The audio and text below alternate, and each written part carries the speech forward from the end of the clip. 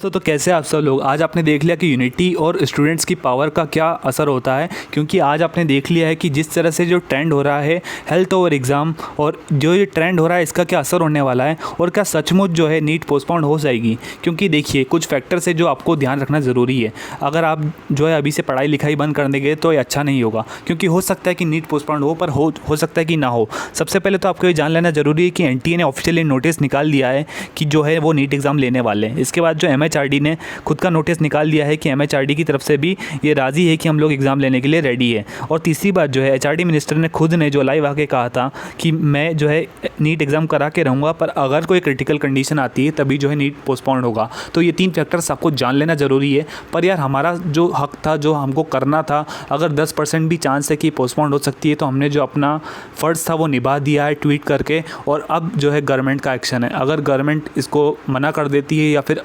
अगर जो NEET postpone नहीं करती है तो ये बहुत ही बड़ी गलती होने वाली है गवर्नमेंट की, क्योंकि इतनी जो लाइफ है वो रिस्क होने वाली है।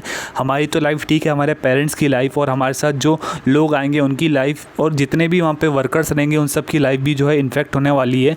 और ये सब जो लाइफ है इसकी जो जिम्मेदार रहेगी वो गवर्नमेंट रहेगी। अगर किसी को कुछ होता है तो उसके ज़िम्मेदार आप गवर्नमेंट रहेंगे, क्योंकि जो हमको करना था वो हम कर चुके हैं। अब हम तो पढ़ाई भी कर रहे हैं, सिलेबस भी कंप्लीट है, रिवीजन भी हो चुका है। पर अगर इस तरह की हरकतें होती कि अगर नीट पोस्टपोन नहीं हो सकता तो फिर ये बहुत ही ज़्यादा चिंताजनक बात होगी, क्योंकि आने वाले टाइम में आपको 6 घंटे मास्क लगा के एग्ज़ाम देना है। अब समझ लीजिए 5 से 6 घंटे अगर आप एग्ज़ाम सेंटर पे जाएंगे और वहाँ पर आप एग्ज़ाम में अगर मास्क लगा के बैठेंगे तो कितना अनकम्फर्टेबल सिचुएशन होती है। तो मैं तो यही चाहूँगा कि किसी भी तरह से जो है नीट पोस्टपोन हो और जो है बच्चों को सेफली और कंफर्टेबली एग्ज़ाम देने को मिले।